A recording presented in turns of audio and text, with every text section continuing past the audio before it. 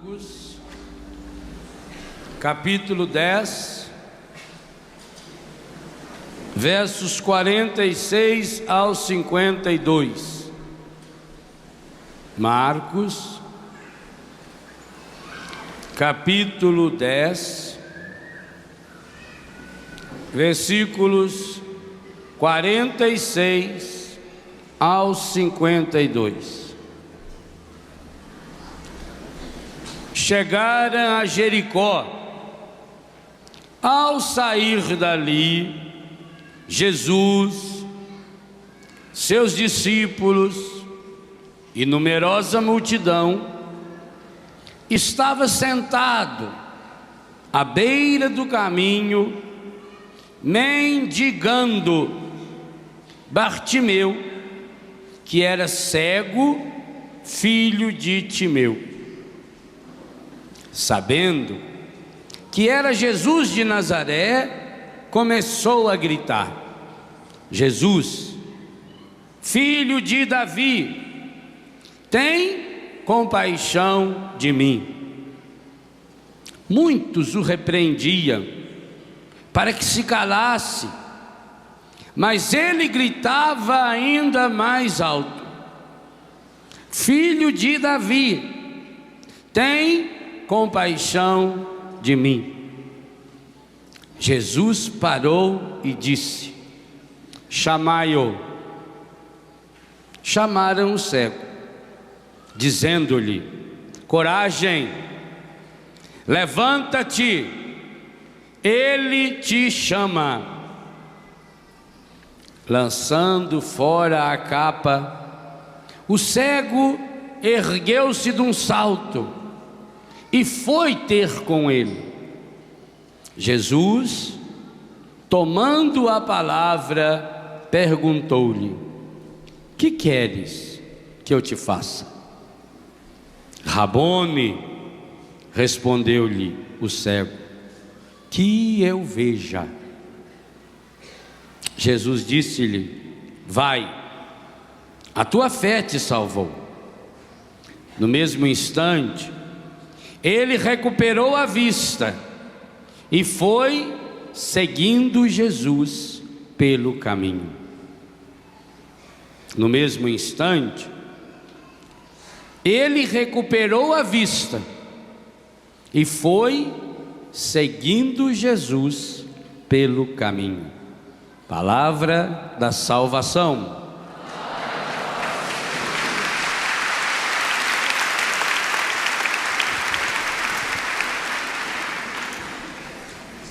Meus irmãos e minhas irmãs, temos aqui nesse texto espetacular um roteiro para o dia de hoje. Todos nós que aqui viemos porque queremos ver Jesus. Senão não teríamos vindo.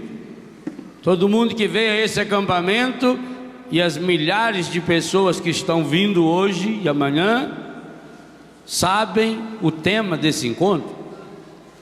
Sabe que lá no mais íntimo do seu coração existe um anseio. Aliás, o documento da CNBB, o documento que explicita esse projeto de evangelização, que eu aconselho cada pessoa a ler, Projeto Nacional de Evangelização para o ano de 2004 ao ano de 2007, aqui dentro desse livrinho de poucas páginas, documento 72 da CNBB, que fala do projeto com esse nome, Queremos Ver Jesus, Caminho, Verdade e Vida, aqui diz duas vezes: esse é o anseio mais profundo do coração humano. Queremos ver Jesus é o anseio mais profundo. Vamos explorar esse tema. É aquele que está escondido lá no mais íntimo dos meus anseios, de todas as pessoas. O documento diz que queremos ver Jesus é o anseio, inclusive, daqueles que não sabem formular essa pergunta, daqueles que não sabem externalizar essa necessidade e que por isso acabam querendo ver Jesus ou aquilo que só Jesus pode nos dar nas coisas e nas pessoas e não encontram. Por isso, a CNBB lança uma oração. Eu vou rezar aqui só 2 frases dessa oração. A oração do projeto de evangelização, oração que nós vamos rezar muitas vezes nesses próximos 3 anos. É assim: Pai, no início do 3º milênio, queremos ver Jesus, caminho, verdade e vida. Você pode rezar isso já comigo, já dá de decorar. Pai, no início do 3º milênio, queremos ver Jesus, caminho, verdade e vida. Então a primeira frase da oração diz o nosso desejo. Qual é o nosso projeto? Queremos ver Jesus, caminho, verdade e vida. Primeira frase dessa oração mostra o nosso anseio. E qual é o nosso anseio? Queremos ver Jesus, caminho, verdade e vida. Segunda frase faz um grande pedido, que eu penso que deveria essa segunda frase ser a grande oração desse acampamento. O grande pedido que nós fazemos, parece que quem escreveu isso aqui não foram os bispos do Brasil. Se entregasse essa oração para você num papelinho, você ia dizer: isso aqui é coisa de Padre Jonas, Padre Léo, isso aqui é coisa de carismático. Mas não, é dos bispos, está aqui, ó. Quando você achar esse documento nessa cor, com essa faixinha aqui, pode comprar. É documento oficial da CNBB, Conferência Nacional dos Bispos do Brasil. Sinal de que os bispos do Brasil bolaram essa oração, aprovada, obviamente, por sua santidade o Papa. Olha qual é o pedido que faz, depois de explicitar o anseio. Qual é o mesmo anseio? Caminho, verdade e vida. Cada um desses termos são importantíssimos. Depois que explicita o anseio, vem o primeiro grande pedido. Significa, esse pedido que virá é aquilo que vai possibilitar que a gente veja Jesus, caminho, verdade e vida. Dai-nos pela ação do Espírito Santo. Dai-nos a graça de um encontro pessoal com o Cristo vivo. A graça de um encontro pessoal com o Cristo vivo. Que coisa espetacular. Dai-nos a graça, dai-nos pela força, pela ação do Espírito Santo, a graça de um encontro pessoal com Jesus Cristo vivo. Meus irmãos e minhas irmãs, essa frase também não é dos bispos do Brasil. Essa frase foi dita por sua santidade o Papa Paulo VI, no ano de 1971, no grande congresso dos servos da renovação carismática, então nascente, o primeiro congresso da renovação carismática. Você vai encontrar essa frase na primeira página do segundo livro que eu escrevi há 15 anos atrás, livro chamado Tocar o Senhor. Lá tem essa frase do Papa Paulo VI, que nós queremos ver Jesus, que nós precisamos ter um encontro pessoal com Jesus Cristo vivo. E ainda dizia o Papa: de olhos abertos e corações palpitantes. Ou seja, precisa ser um encontro consciente, olhos abertos. Mas que coisa espetacular! Vocês aí que estudam psicologia ou são psicólogos, pensa na força dessa palavra proferida por sua santidade o Papa Paulo VI. Isso há 33 anos atrás. Eu não era nem nascido ainda. Veja, 33 anos atrás. de olhos abertos e coração palpitante. O que significa coração palpitante? Não é o coração da sua vizinha que vive dando palpite. Aquilo é coração palpiteiro, é outro caso. É fuxiqueiro. Você já notou que fuxiqueiro é o fuxi do chiqueiro? É para onde vai a pessoa que gosta de fazer fuxico. Faz. Coração palpitante não é pessoa que vive dando palpite na vida alheia. Coração palpitante significa um coração que pula. Então o Papa Paulo VI estava dizendo que para ter esse encontro pessoal, olha, o encontro é físico.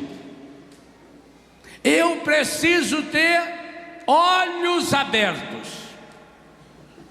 A minha dimensão física, a minha dimensão intelectual. Olhos abertos significa intelectualidade, racionalidade, razão, conhecimento. Mas além de eu ter olhos abertos, além de eu ter o conhecimento, eu preciso ter coração palpitante. Eu preciso buscar as minhas emoções. Talvez o maior mal dos últimos anos, e que inclusive tem contaminado muita gente na igreja, por medo do emocionalismo barato, nós deixamos de lado aquilo que nos torna verdadeiramente humanos, a experiência das saradas e sadias emoções. Sem emoções, o ser humano não é humano. Aliás, o Augusto Cury fez isso, como cientista que é, a análise da inteligência emocional do Cristo. Não há nenhum personagem na história em que deixa vir à tona de modo tão explícito as suas emoções, positivas e negativas. Jesus deixa transparecer quando ele está com raiva. Jesus manifesta no seu olhar a decepção, um olhar decepcionante, um olhar indignado. Jesus demonstra a sua impaciência. Há um texto, Diácono Nelsinho Correia adora esse versículo da Bíblia, quando Jesus forçou os apóstolos a entrar na barca e atravessar para o outro lado. Forçou, porque Jesus estava pronto para enfiar a mão na fuça de cada um deles.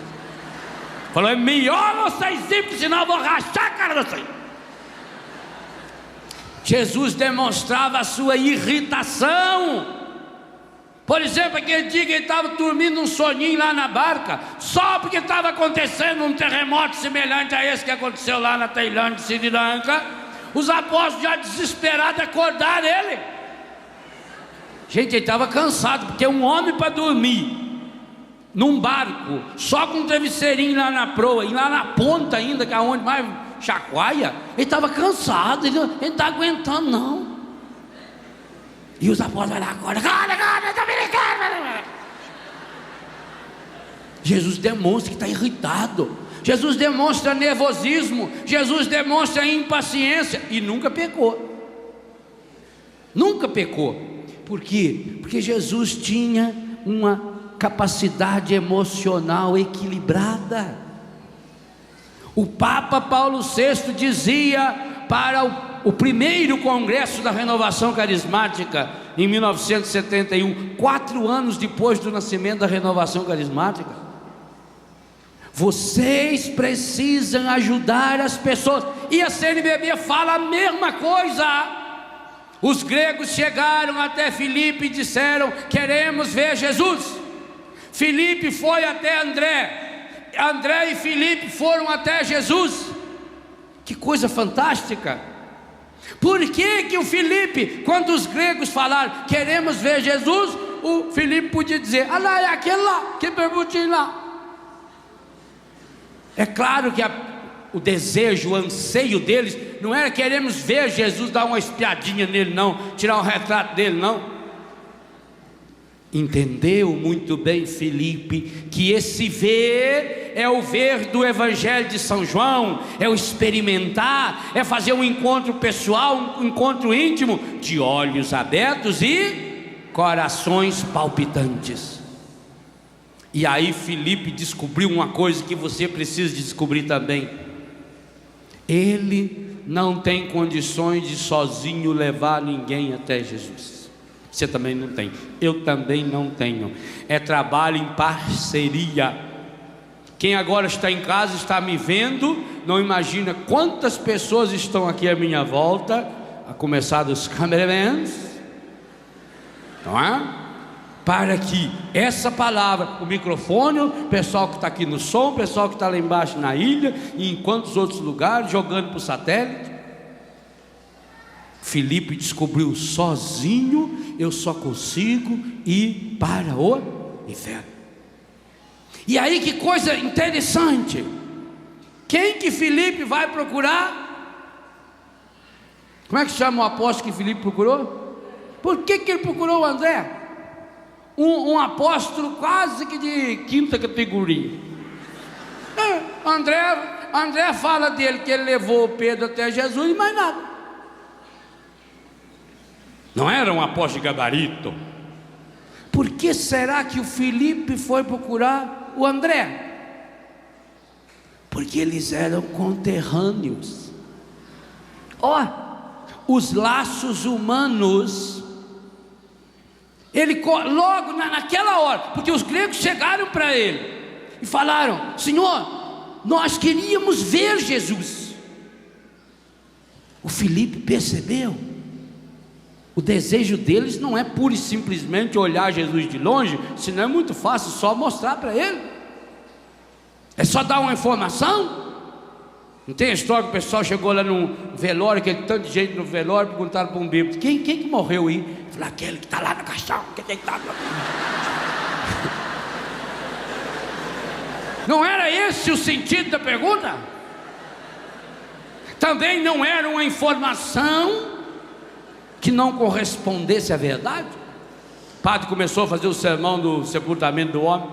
Aqui está um honrado pai de família, um modelo de cristão, pai de longa experiência, homem de uma fidelidade estranha.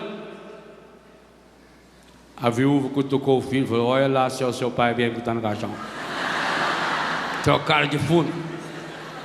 O Filipe viu na pergunta dos gregos, no pedido dos gregos, algo que ia além da sua capacidade humana. E nessa hora, o que falou forte ao coração de Filipe?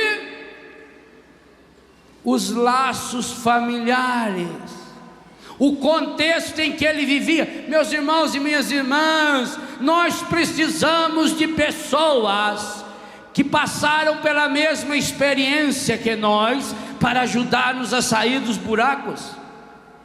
Eu vivo em Betânia, e aliás esse texto precede Betânia. O texto, queremos ver Jesus, João 12, acontece logo depois que Jesus sai de Betânia, naquela semana que ele está indo e voltando de Betânia a Jerusalém, a última semana da vida de Jesus. Eu vivo numa comunidade de Betânia, por quê? Porque lá, todos nós que moramos lá dentro, um dia já fomos usuários de droga. Então, a gente acaba se ajudando.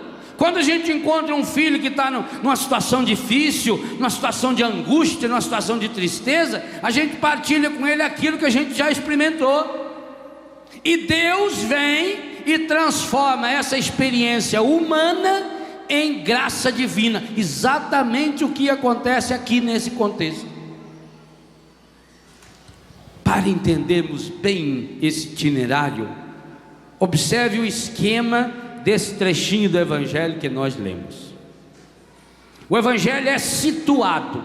Jesus está saindo de Jericó e está indo para Jerusalém, vai fazer uma parada em Betânia. Primeiro vai fazer uma parada em Betfagé.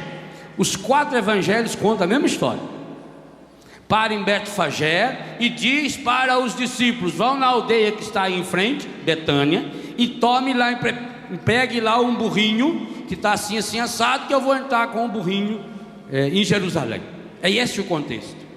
Na saída de Jesus de Jericó para Jerusalém, uma estrada perigosíssima, lá onde está a parada hoje ainda, a parada do bom samaritano, porque como era uma estrada muito perigosa, muito cheia de curva, muito cheia de grutas, de pedras no deserto, ficavam muitos bandidos escondidos ali para assaltar as pessoas.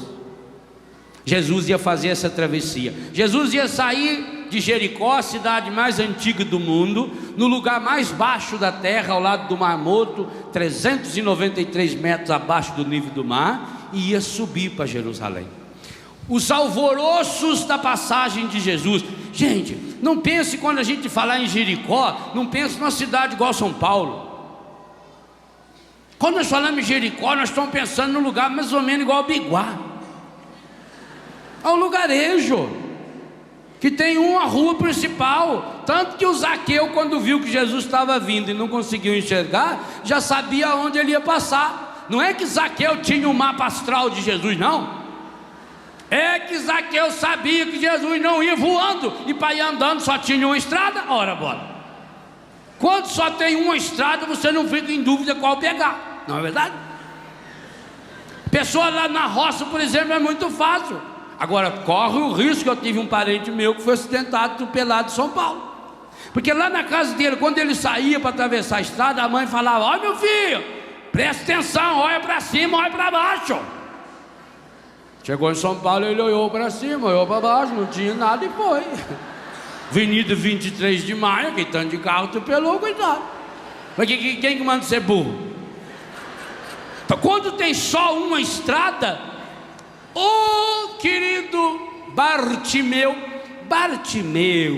na verdade significa Juninho, filho do Timeu, Bartimeu, filho do Jonas, Jonas, B-A-R, quase a mesma coisa de boteco nosso, mas não é boteco não.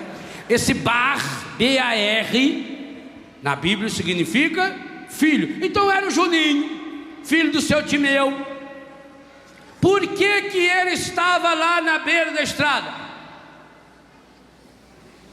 Por que que ele foi parar lá, logo naquele lugar? Ele sabia que Jesus ia passar ali? Não. E por que ele estava ali então? Pedindo esmola. Você vai pedir esmola, até ele é cego, mas não é burro. Ele vai pedir esmola lá no meio do mato, onde não tem ninguém? Não, ele vai pedir. Isso, cego não é besta, ele escuta. Pelo zum, cego sabe direitinho quando está vindo gente. Você pode ver de longe, você olha, o ceguinho está sentado lá na beira da estrada com a panelinha dele, ele está quietinho. Aí escuta o tropé seu, aí começa a chacoalhar: os malinhos, ajuda o ceguinho. Normalmente eles deixam uma moedinha dentro para jogar, para fazer barulho, né? Mas malinho, ajuda o ceguinho. O cara, para aprontar com o cego, pegou a moeda na hora que ele jogou. Aí o cego jogava de novo, falava: nossa senhora, será que eu fiquei surdo também? Não estou escutando mais. Esse ceguinho estava lá porque ali passava muita gente. Ele foi lá para pedir esmola. Ele estava atrás de alguém que desse lá uns troquinhos para ele, uns euros, uns dólares, tanto faz. Agora tem gente que é tão panduro. Nós temos um rapaz lá em casa chamado Paulo César, estava contando a história para mim essa semana. Eu fiquei tão chateado. Diz que ele estava na casa dele, passou um rapaz, gritou assim, bateu na porta, falou assim: PC, uma esmolinha. Ele falou: pode passar por baixo da porta. Olha, gente, achando que o homem foi lá para dar esmola para ele. Você é uma pessoa com falta de sensibilidade, não é? Aquele, coitado daquele cego, estava lá para pedir uma esmola. Ele queria comida, ele queria dinheiro. Mas, como ele estava no lugar certo, Quando ele escutou aquele furdunço, aquela barulheira, aquele zum zum, e todo mundo comentando, porque naquela época era igual hoje também. A hora que um pega a falar, Nossa Senhora Aparecida. Tem gente que vem em acampamento só para atazanar os outros, que só sabe falar, fazer duas coisas: conversar na hora errada e andar na hora errada. Isso é a especialidade que tem. Espera 2 horas para começar a pregação, a oração, pois a hora que começar ele vai levantar com a cadeira para ir para o outro lado da jaula. João 12 já diz: antas sempre tereis entre vós. A tradução é minha, mas o original está lá. É uma tristeza. O cego estava no lugar certo, e quando ele ouviu aquele zum zum, e ele perguntou, repito, ele era cego, mas não era burro. Quem está vindo aí, esse barulhão todo? É o imperador? Eu falei: não, é Jesus. Jesus? Ah, é aquele que estava na casa do Zaqueu, é aquele que curou os 10 leprosos. Ah, é ele, rapaz. Aí o cego ficou ali, suntando.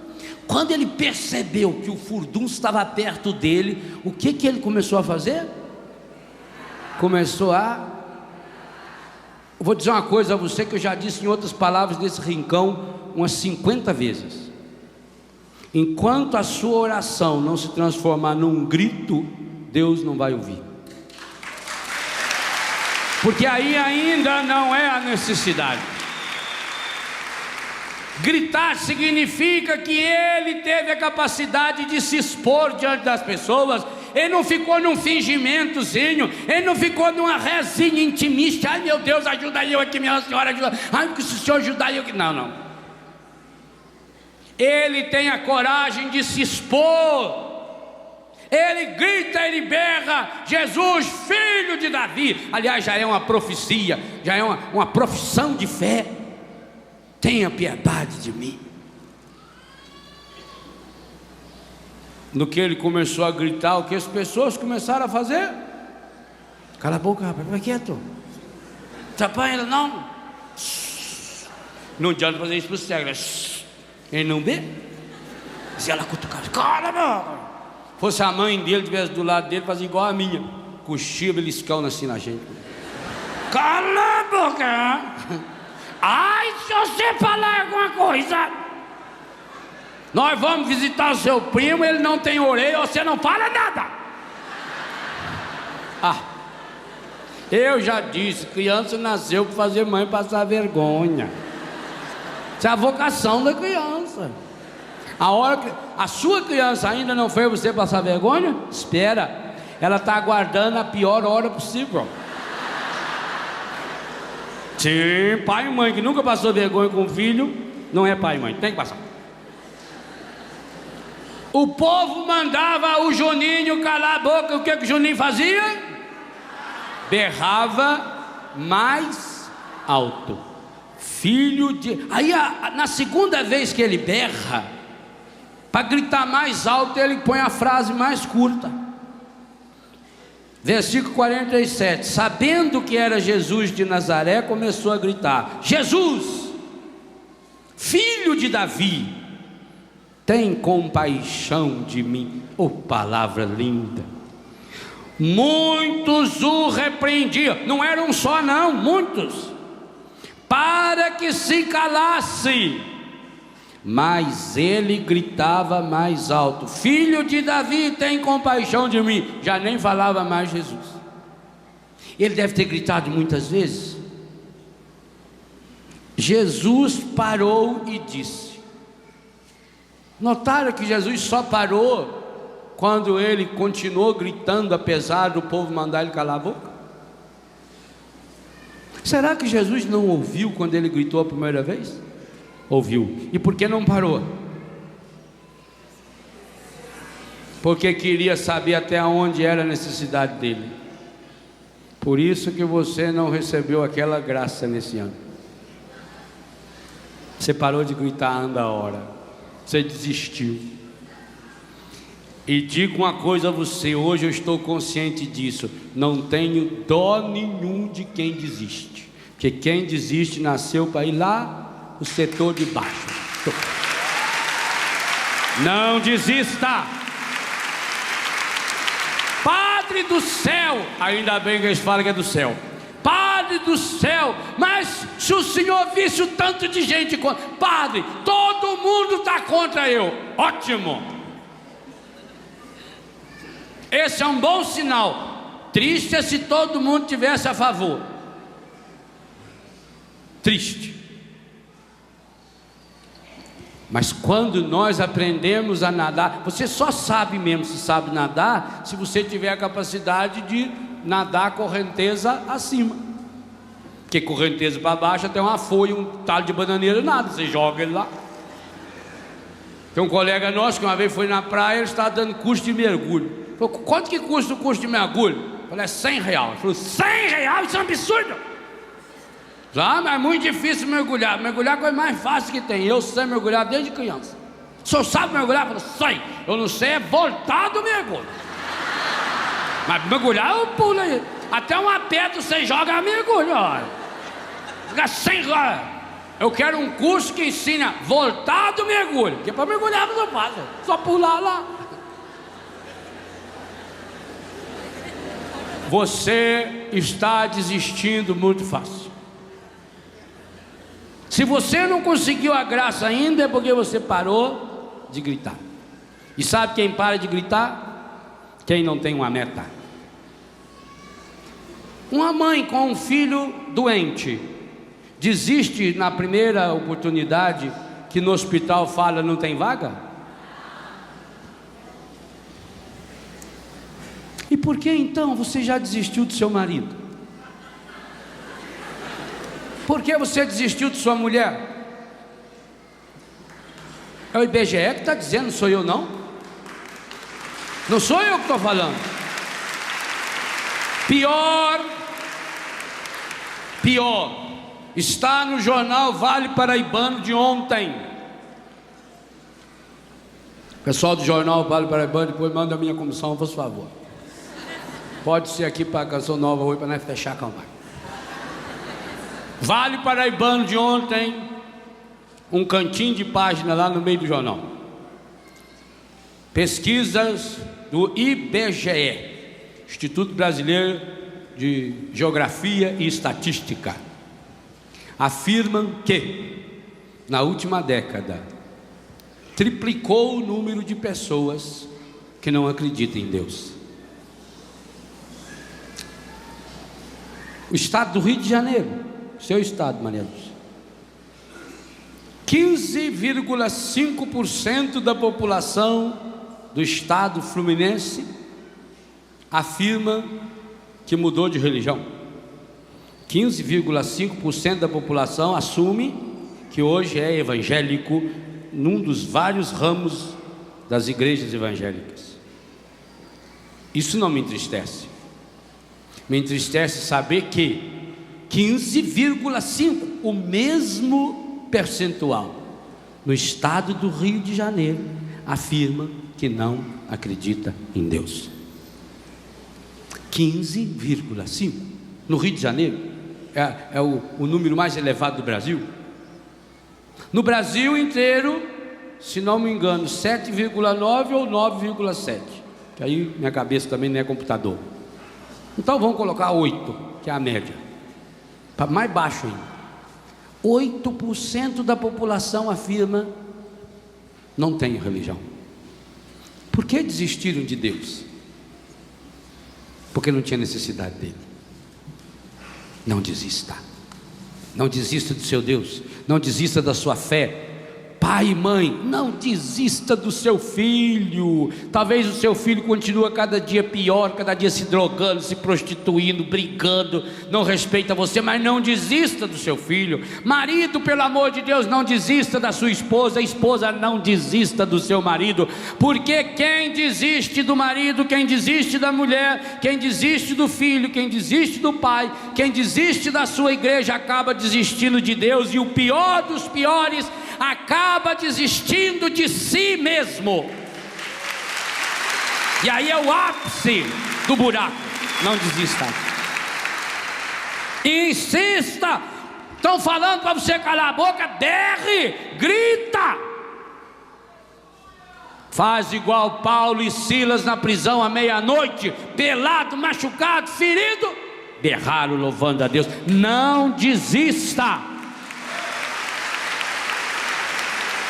Foi porque não desistiu que aquele ladrão do lado da cruz de Jesus encontrou a salvação, na última hora.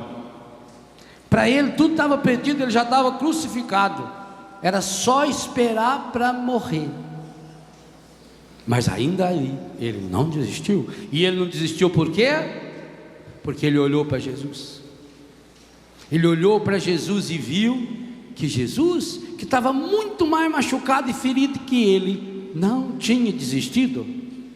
Que mesmo na cruz, Jesus ainda está pensando nos outros.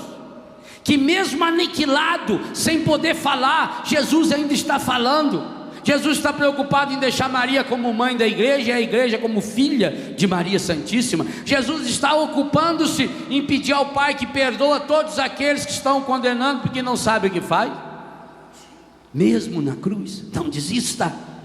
Esse cego é um grande modelo, é um paradigma para cada um de nós que ao longo de 2005 queremos ver Jesus. Se nós queremos ver Jesus, a primeira condição é essa: não desista, insista, grite, berre, esbraveja.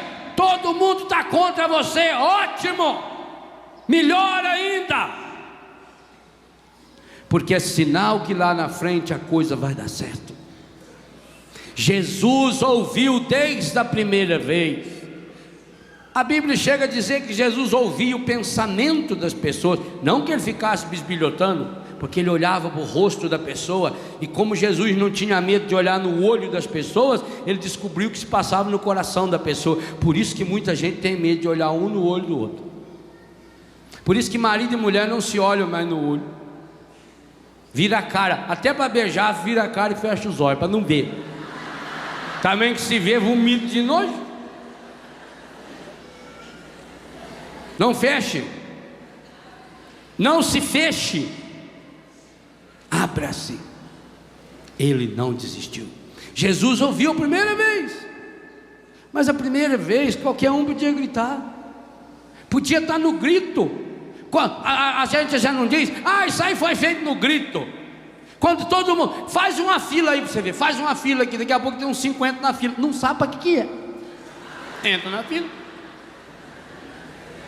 Impressionante. Semana passada 2 vezes quase que eu não pude atravessar o centro da cidade que eu moro. Agora não posso atravessar porque caiu a ponte lá, então não tem mais jeito, né? Só nadando mesmo.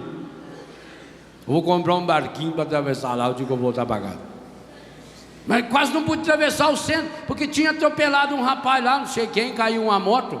Tinha umas 600 pessoas, metade da população da cidade estava lá para ver quem tinha machucado. A curiosidade, o que foi? Não, se mexeu como? Não, não nada, está saindo o osso da perna. Nossa, já está sangrando, olha, vai sair os olhos da perna. Quer ver? Para quê? Não, o cara tinha acabado, a moto ainda estava girando a roda quando eu passei, e já estava um rapaz com o microfone lá na rádio. Que coisa impressionante, gente. Parece que o pessoal da pena estava trabalhando lá também. Da pena mesmo. Jesus não vai nessa conversa. Jesus não se dê. O Eto falou uma profecia hoje aqui, que eu escutei pelo rádio quando estava vindo para cá. Ele disse: hoje, durante o dia ou amanhã, acha um lugarzinho aí, vai embaixo de uma árvore, vai lá na capela. Não falou? Faça um silêncio e retome sua vida na mão. Jesus estava esperando o silêncio interior do cego. Jesus estava esperando a consciência clara do cego. Jesus estava esperando o cego saber o que ele queria. Vou dizer uma coisa a você: a maior parte das coisas que você acha que quis até hoje na vida, você não queria. Pega um exemplo. Você queria muito comprar aquele sofá. ou queria muito comprar aquela calça, ou queria muito comprar aquele relógio, e você lutou para comprar. Em quantas vezes você deitado na cama perdeu o sono imaginando como é que seria maravilhoso ter aquele sofá, ter aquele micro-ondas, ter aquele forninho, ter isso ou ser aquilo. E aí você comprou. E agora não preencheu você. Por quê? Porque na verdade você não sabia bem o que queria. Você vai pela onda. Você já notou como muda a moda? Eu não tenho álbum de fotografia, eu queimei tudo já, faz muito tempo. Mas coisa medonha é quando você vai na casa e vem mostrar o álbum de fotografia pra gente. E o que você mostra aquelas fotos lá que você tirou em 68, 75. Mas meu Deus, você era medonho, minha filha. Você com aquela calça cor de abóbora, parecia aquele negócio do Rincão. Boca de sino. Aquela caixa de tergal, com aquela quina enorme, aquela fivelona de estrela. Mas você era medonho. Você já foi feio, louco. Você melhorou muito. A moda muda. Muda a moda? Muda. Os carros não mudam. Agora então muda. Num ano muda 10 vezes. Muda. Por quê? E por que muda tanto? Porque as pessoas não vão mais. Eu vou voltar nessa temática algumas vezes nesse acampamento. Porque as pessoas não trabalham mais em função dos seus anseios mais profundos. Vão aniquilando os seus anseios. As pessoas trabalham hoje pelos desejos. Desejo é uma coisa que está aqui, ó, na pele. Desejo é momentâneo. O desejo, tanto faz desejo positivo ou negativo, ele passa. Sabe que, eu vou falar nisso amanhã à noite. Sabe que a maioria das pessoas cometeram as maiores burradas das suas vidas nos primeiros 30 segundos que não tiveram a coragem de se controlar? Por quê? Porque vive do desejo. É momentâneo, toma as decisões baseadas nos desejos e não baseada nos anseios. E aí vem uma coisa interessante. Eu falei sobre anseio aqui na última vez que estive aqui, no dia que Roteiros Bíblicos de Cura Interior.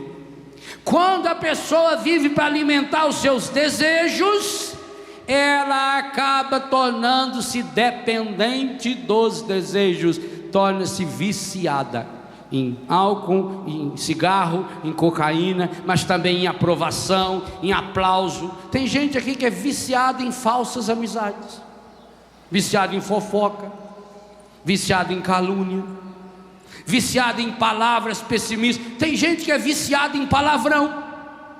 Já notou? Viciado em palavrão. Dá uma topada, xinga. Vai elogiar, xinga. Às vezes você escuta uma pessoa falar 10 minutos, ela fala 50 palavrões. É viciado. É um vício medonho. Se você tiver esse vício, vão trabalhar. Vão pedir a misericórdia de Deus para curar você, para entrar limpo nesse ano de 2005. Enquanto nós estamos só alimentando os nossos desejos, nós não conseguimos ver Jesus. Então Jesus precisava saber. Jesus não tem pressa, Ele está caminhando, Ele está pertinho aqui. Jesus sabe que um dia para Deus é como 1000 anos feito um dia. Para Deus não tem tempo. Jesus sabe que hoje, amanhã e ontem não muda nada. Que só vai mudar é o calendário. De hoje para sábado vai mudar o que? O calendário. Estamos em 2005. E pior que a gente acredita nessa imbecilidade. Muda nada. O meu carro já tem escrito lá no papelzinho dele que é 2005. Mas que jeito que é 2005, nós estamos em 2004 ainda? Foi feito em 2004, comprado em 2004, acabei com ele em 2004, mas já é 2005. E tem gente que acredita que está escrito no papel 2005, mas deixa de ser besta. Pare de ser burro. O jornal de domingo sai no sábado. E você compra no sábado, está escrito domingo. E tem besta que acredita. Então compra, mas não pode ler. Leva, deixa em casa, amanhã você lê. Pare de ser besta. Jesus queria ver até que ponto o desejo daquele cego iria se transformar num anseio. E Jesus finge que não escuta. E aliás, Jesus gostou, porque a turma do encardido que tem sempre, você também tem isso perto de você, e às vezes você é dessa turma. A turma do fica quieto, a turma do desiste, está sempre pronto. Quem não tem uma meta está sempre pronto para atazanar a vida alheia. A pior espécie de pessoa que existe não é a pessoa que comete muitos erros, não é assassino, não é prostituta, não é isso e nada. A pior espécie de pessoa é o tipo fariseu. Quem não tem um anseio, não quer que o outro tenha anseio. Então tem gente que é especialista em transformar anseios em desejos, diminuir. Você tem anseio dentro de você, você tem aquela sede de Deus dentro de você, você é igualzinho àquele cego, você é igualzinho àqueles gregos. Nós queremos ver Jesus, eu quero ver Jesus, eu quero uma vida que vale a pena, eu quero coisas grandes para mim. Esse é anseio, aquele sonho que ficou escondido lá dentro do seu coração, isso é anseio. Mas você acreditou nos desejos que o mundo disse para você, desejo de momento. Quando um rapaz e uma moça se encontram pela primeira vez, me lembro quando eu era adolescente, tinha uma cavalona que estudava de tarde, nós cruzava final da escola. O dia que eu não via aquela menina, nossa, mas o dia que eu via, o dia que ela olhava para mim assim, dava aqui só, coração ia palpitando, eu almoçava que era uma beleza, não tinha nada que prestava para comer e eu agradecia a Deus. Eu ia para Ducarcil trabalhava das 2 às 10 da noite, feliz da vida. Eu estava lá cortando uma peça lá no torno, sujo de graxa, mas eu imaginava era ela que estava ali. Beleza. Por quê? Porque o que faz um rapaz olhar para uma moça olhar para o rapaz, o que faz você segurar na mão e tremer, que é uma coisa medonha, arrepia, os ossinhos da coluna vão um dando os parabéns pro outro, parabéns, não é assim? Arrepia a pele da gente, a gente treme. Isso chama-se anseio, anseio de amor, anseio de carinho, isso é anseio. Aí o que o mundo fez hoje? Olha para uma menina e já pensa que hora vai levar ela para o motel ou para o matel, depende do dinheiro, e transforma o anseio em desejo, e aí vai e satisfaz o desejo. E quantas meninas de 15 anos, lembra que o diácono Nelson falou ontem aqui? Meninas de 15 anos que transformou o desejo, o anseio em desejo. O que aconteceu? Bem-vindo ao meu mundo. Tem um bilhete desse também para muitos de vocês, meninos e meninos, viu? Também para os senhores e para as senhoras. Não pensa que esse bilhete só escreve quem tem HIV, não. Lá no boteco tem um escrito para você também: bem-vindo ao meu mundo, o mundo dos derrotados, dos frustrados, o mundo daqueles que deixam se levar pelos desejos. Tem um desses para você.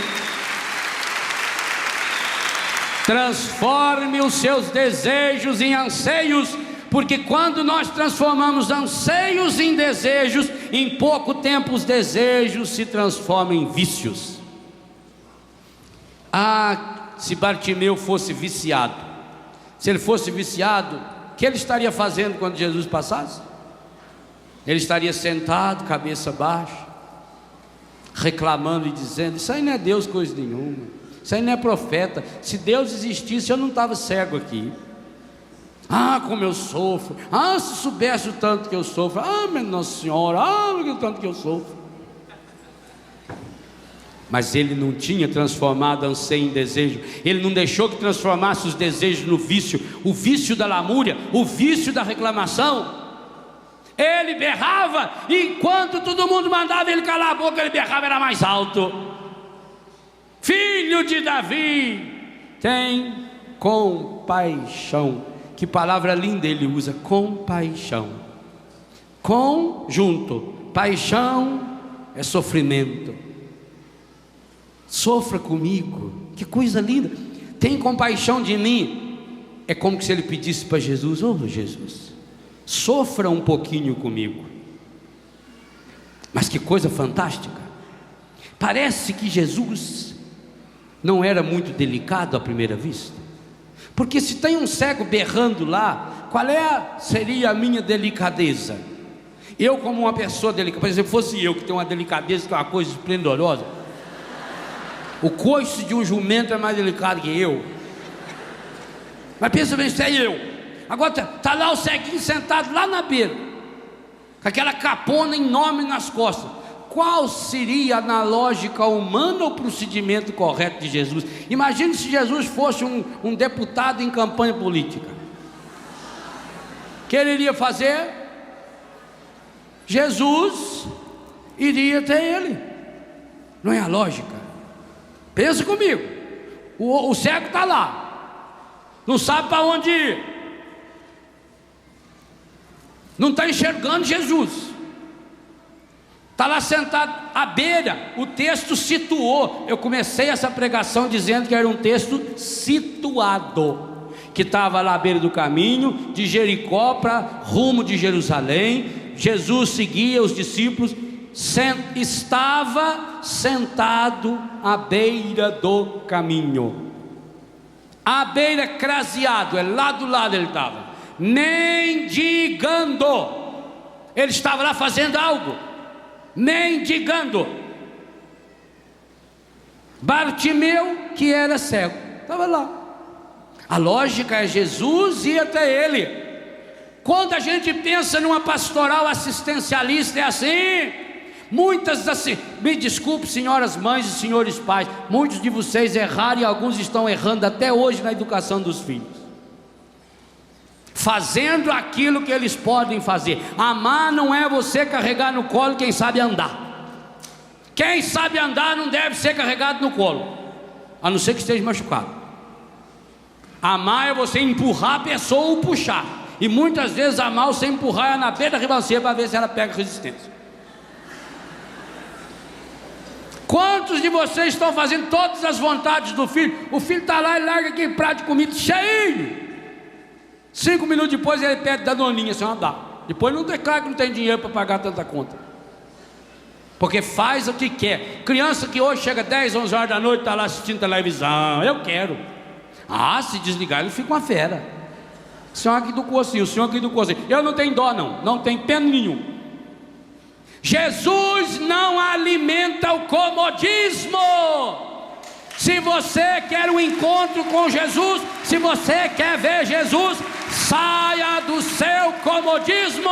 Porque se Jesus fosse lá na beira do caminho, passar a mão na cabeça do cego, o cego ia se conformar, inclusive ia ficar muito feliz de ser cego, ia dizer: ai, foi por Deus que aconteceu essa desgraça comigo, porque se eu não fosse cego, Jesus não tinha saído do meio daquela multidão e veio até eu.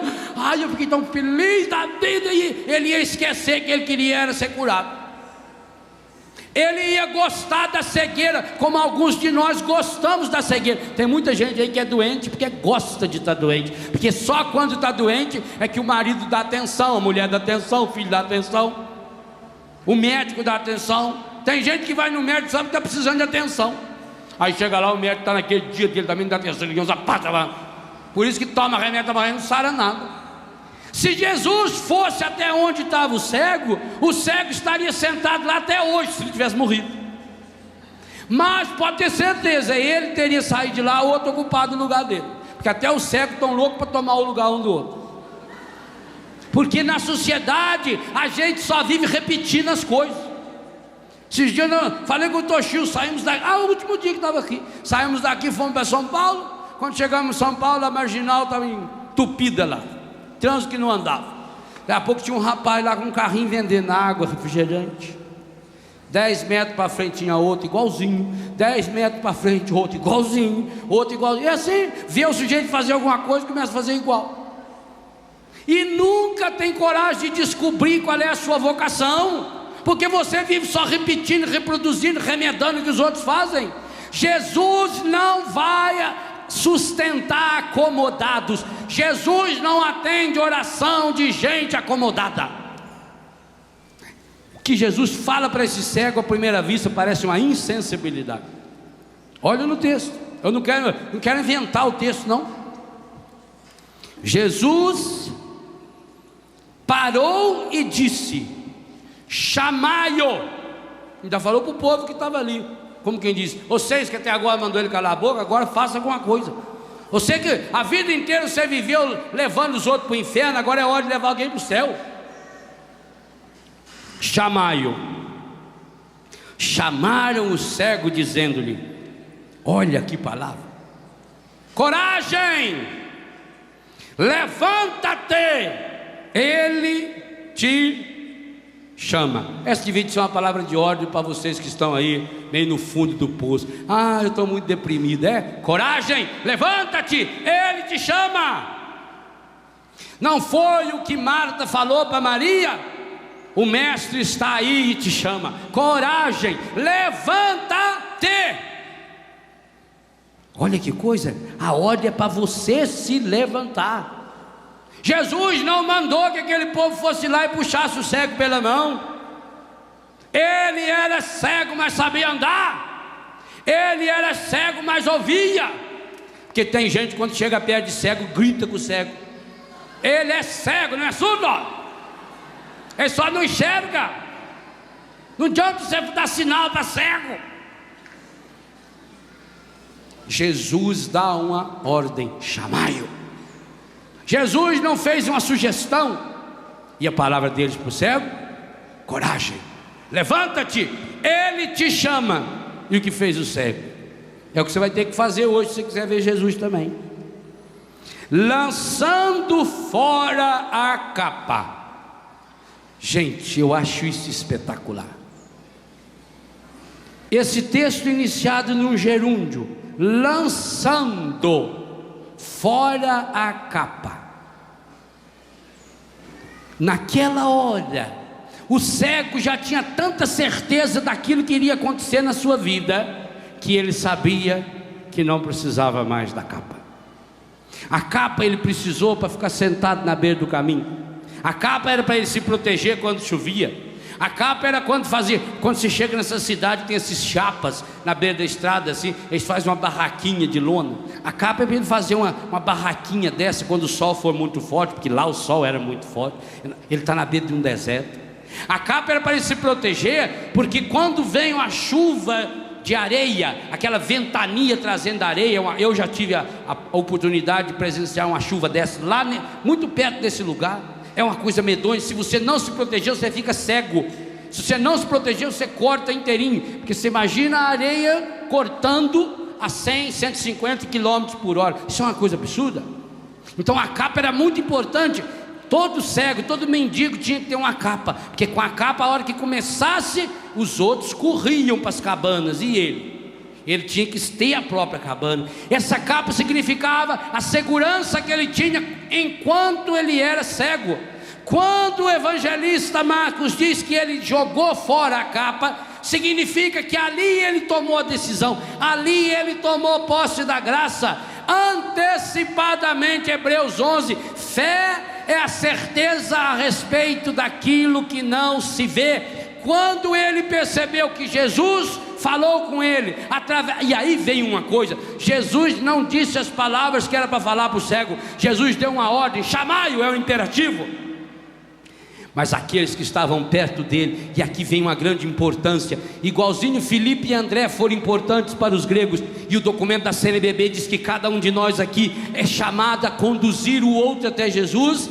Aqueles que estavam ao lado de Jesus entenderam a ordem de Jesus e chegaram até o cego, não com uma palavra de consolo, não com uma palavra amenizando: olha que bom, ele ouviu você. Não, chegaram até ele com uma palavra, um imperativo, uma ordem, uma palavra de profecia: levanta-te, coragem, ele te chama.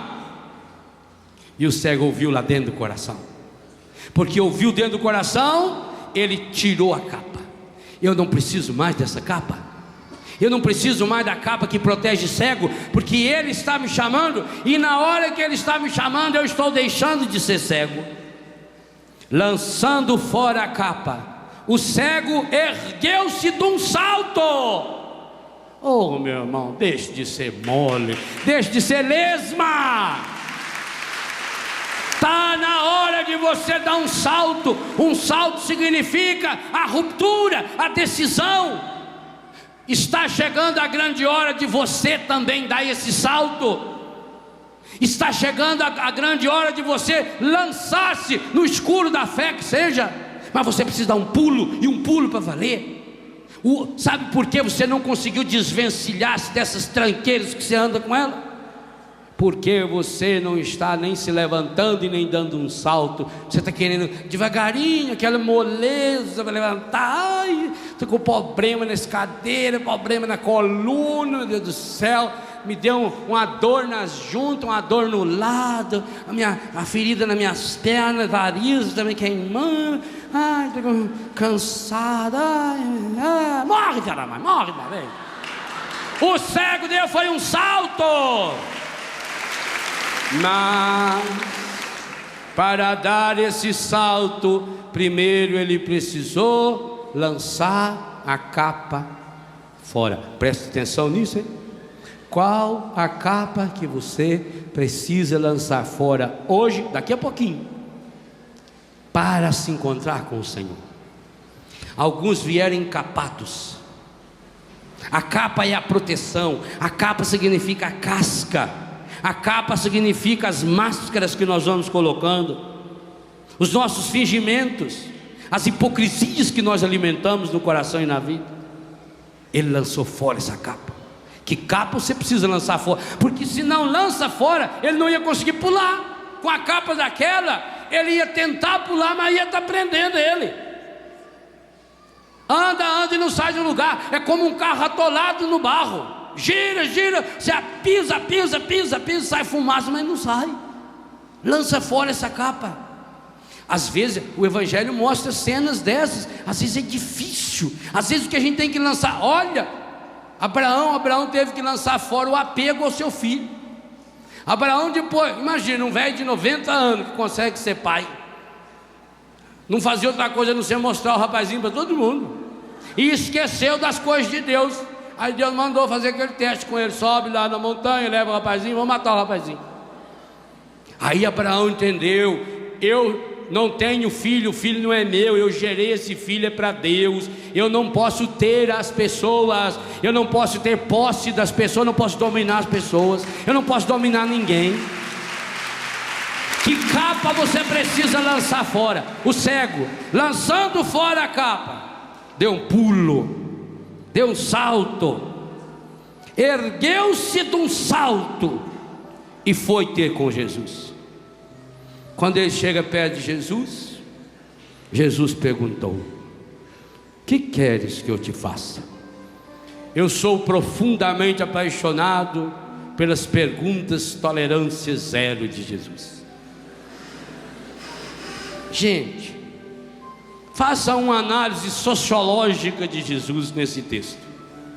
Primeiro, a sua insensibilidade de não ouvir o coitado de um cego que berrava desesperadamente pedindo sua cura. Depois, quando ouviu, Jesus deu uma de gostosar. Ele é importante demais para descer ao nível daquele cego de beira de estrada. Parece que Jesus está num pedestal. Quem quer eu, venha até eu. E agora parece que Jesus está tirando um pelo da cara do cego. O cego vem na turma querendo carregar ele. Nunca quer carregar cego. Dê o braço para ele segure você. Ele tem mais sensibilidade que você. Levaram o cego chega lá. Jesus olha nele: que queres que eu te faça? Senhor, queria muito pedir que o senhor é amigo do governador lá em Brasília. Se eu falasse com a dona Wesley para me arrumar um cachorro daquele labrador, Guia cego. Senhor, queria pedir que o senhor não falasse com o Jorge Armani para me arrumar um par de óculos novo. Eu queria muito ganhar uma bengala que tivesse sensor na ponta que apita, que a hora que tivesse... O que um cego desesperado, depois de meia hora, quase rouco, está querendo? E por que Jesus faz essa pergunta para ele? Porque que coisa fantástica, espetacular, maravilhosa! Jesus não vai pelo óbvio. Não adianta você dizer assim: Senhor, o Senhor sabe que eu estou aqui, o Senhor sabe que eu preciso, ajuda eu. Jesus não trabalha para a Rede Globo, Jesus não faz previsões de futuro, Jesus não se apresenta no Ratinho, Jesus não vai na Mãe de Ná.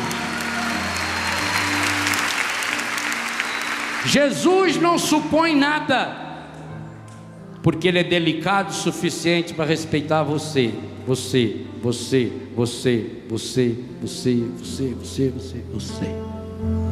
Ele é delicado bastante para dar a você a oportunidade, a possibilidade de externalizar os sentimentos mais profundos do seu coração. A pergunta de Jesus é uma pergunta inteligente. Inteligente vem do latim intus legere, lê o que está no mais íntimo. A pergunta de Jesus é para que o cego revelasse aquilo que estava mais escondido no seu coração. A pergunta de Jesus é para que o cego saísse do desejo e chegasse no anseio. A pergunta de Jesus era para que o cego saísse do seu imediatismo, porque talvez se o cego se fosse imediatista, ele podia só pedir um pouco de pomada para passar na perna, que estava tudo assado de tanto que ele ficava sentado na beira da estrada, ou talvez ganhar um creme protetor solar 50, para ele não aguentar mais aquele sol medonho que vai a 45 graus na hora que vem a pique ali naquela beira. Ele podia pedir um protetor solar. Por isso Jesus precisa perguntar-lhe, para que ele não fique no desejo. Talvez o desejo dele naquele momento fosse de fato um protetor solar, fosse um copo d'água, fosse quem sabe um descanso, fosse quem sabe uma doação, uma esmola. Mas Jesus quer descobrir qual é o anseio mais profundo, e o anseio mais profundo esse cego diz, e eu queria que hoje você dissesse isso para Jesus também: Rabone, mestre, que eu veja. Jesus disse-lhe: vai, a tua fé te salvou. E a prova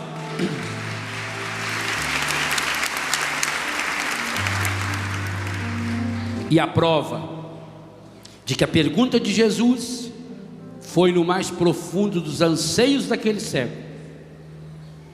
Versículo 52.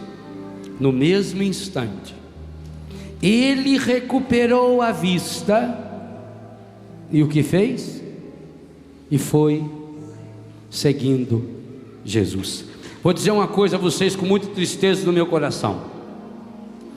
Nesses anos todos de ministério, o único milagre, que eu não presenciei foi a ressuscitação de um morto. Talvez até por falta de fé minha, porque nunca tive coragem de rezar para um morto ressuscitar. Vai que dá errado. Todos os outros milagres do Evangelho eu já vi.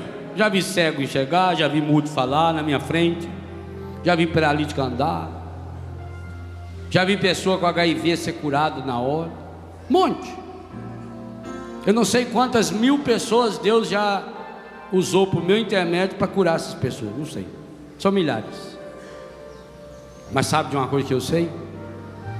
99,99999% dessas pessoas nunca mais eu vi na minha vida. Nunca mais. Na hora do desespero vieram lá, foram curados, e depois alguns hoje estão lá de volta no pecado.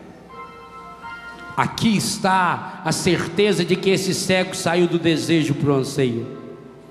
Aqui está a certeza porque ele largou a capa. Porque ao começar a enxergar, agora ele só tinha um sentido na sua vida, e o sentido era seguir Jesus. Eu quero ver Jesus. Eu quero seguir Jesus. Sim, Senhor, eu vim a esse acampamento pela grande necessidade que eu tenho no meu coração de um encontro pessoal com a Tua graça. Eu quero, Senhor, ao longo desse acampamento, de olhos abertos e corações palpitantes, nós queremos ver Jesus. Pai Santo, Pai querido, Pai amado, no início desse novo milênio, do terceiro milênio, nós queremos ver Jesus, caminho, verdade e vida. Dai-nos, pela força do Espírito Santo, a graça de um encontro pessoal com Jesus. Sim, Pai, assim como aconteceu para Bartimeu, esse menino filho do seu Timeu, que teve a coragem de largar a sua capa, de dar um pulo, de berrar desesperadamente. Hoje também, Pai, eu vim para esse acampamento, mas, Pai, eu trouxe a minha capa, eu acabei trazendo a minha capa, a capa do meu egoísmo, do meu comodismo, a capa da mentira, a capa dos meus vícios. Alguns trouxeram até mesmo dentro da capa a droga, a camisinha, os remédios que costuma tomar, as bebidas escondidas. Alguém deixaram lá dentro da barraca como se fosse uma capa escondida, aquele preservativo, aquela revista estragada, aquela bebida. Hoje eu quero, Pai, tirar minha capa. Aqui eu vejo, Pai, no itinerário desse cego, um roteiro para que eu também possa ver seu filho Jesus. Eu já estou aqui à beira do caminho. Jesus vai passar bem pertinho de mim daqui a pouco, Pai. Dá-me a graça, primeiro, a graça de berrar, a graça de gritar, a graça de externalizar com a minha voz, com as minhas emoções, com os meus sentimentos, a dor profunda do meu coração em consequência das minhas cegueiras. Dá-me a graça, Pai, de não parar, de não desistir, de não calar diante das pessoas que mandam me calar a boca. Dá-me a graça de não desistir, mesmo quando as pessoas desistem. Dá-me a graça de insistir nessa busca. Dá-me a graça de berrar e continuar berrando, mesmo quando parece que o Senhor está indiferente à minha dor, que o Senhor está indiferente aos meus gritos. Dá-me a graça de continuar gritando, mesmo quando aparentemente o Senhor não está me ouvindo. Dá-me a graça de continuar berrando, mesmo quando querem calar-me, principalmente aqueles que não conseguem fazer outra coisa senão repetir o discurso dos derrotados, dos frustrados, dos estragados da história da sociedade. Dá-me a graça, Senhor, depois de ouvir o seu chamado, arrancar fora e jogar fora a capa, meus preconceitos, minhas máscaras, as mentiras que eu sustento, os lugares escondidos, escuros, aonde eu me escondo. Dá-me a graça, Pai, de tirar a capa. Eu sei, Pai, até pelas minhas feridas, a capa grudou no meu corpo, está difícil tirá-la. Dá-me a graça de arrancar essa capa, de tirar essa capa. Eu preciso tirá-la, eu preciso arrancá-la. Pai, na verdade eu estou muito apegado às minhas capas, as falsas proteções, as coisas que eu tenho. Pai, eu fico completamente irritado, nervoso, agoniada quando alguma coisa da minha casa fica fora do lugar, quando alguém mexe nas minhas coisas, Pai, porque eu tenho a minha capa tudo certinho na minha casa, na minha vida. Dá-me, Pai, a coragem de arrancar a capa, porque eu não deixo ninguém entrar lá nas minhas coisas, eu tranco tudo, eu fecho tudo, porque eu criei um mundo para mim e me escondo nesse mundo, e é por isso que eu não consigo enxergar Jesus. Mas para isso, Pai, eu preciso me convencer da minha cegueira. Talvez esse seja o primeiro passo, Pai, reconhecer hoje: eu sou cego, eu não consigo enxergar o teu projeto, o teu plano em minha vida. Eu acabo enxergando o que eu não devo. Eu acabo vendo as pessoas com os olhos estragados do meu egoísmo, do meu comodismo. Dá-me a graça de enxergá-las hoje, Pai, de enxergar o teu plano em minha vida, o teu projeto em minha vida. Dá-me a graça, Pai, de dar esse pulo. Eu não quero mais viver nessa moleza, nesse comodismo. Eu não quero mais viver na lamúria, na reclamação, nesse pessimismo que eu estou alimentando. Dá-me a graça de dar esse pulo, esse salto. Dá-me a graça, ó Pai, de revelar-lhe daqui a pouquinho, quando seu filho Jesus mais uma vez entrar nesse rincão e entrar em minha casa pelas telas da televisão e do computador. Dá-me a graça, Pai, de aproximar-me dele, de ouvir no silêncio do meu coração a pergunta que Jesus quer fazer a cada um hoje: que queres que eu te faça? Dá-me a graça de dizer-lhe: Senhor, o meu anseio mais profundo, manifesto até mesmo nos meus desejos e até mesmo nos meus vícios. Senhor, que eu veja. Rabboni, que eu veja. Senhor, que eu veja. Eu quero ver, eu preciso ver, eu necessito ver a vida, a mim mesmo e as pessoas com os olhos que o Senhor um dia curou e sarou.